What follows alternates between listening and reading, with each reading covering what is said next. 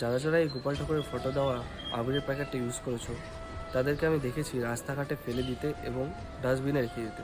পরের দিন যখন কাঁচাওয়ালা আসবে নিতে তখন তাদের গাড়িতে দিয়ে দিবে। তো এরকম করাটা ঠিক না, কারণ ওটাতে গোপাল ঠাকুরের ছবি দেওয়া আছে, ঠিক আছে? তো আর রাস্তাঘাটে ফেলাটাও ঠিক না।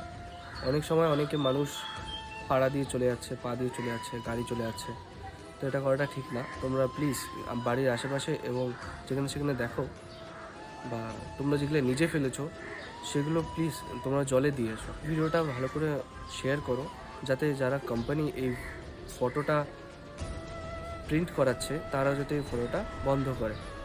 হোলির অনেক রকমই কালার হয়, ওই কালার দিয়েও মানে প্রিন্ট করা যায়, অনেক রকমের প্রিন্ট করা যায়, এটাতে ভগবানের ছবি দেওয়াটা ঠিক না।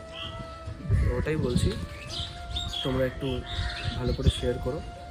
আর যারা যারা আমার বাংলা ভাষাটা বোঝোনি তাদেরকে আমি এখানে ইংলিশে লিখে দিচ্ছি, দেখে নাও।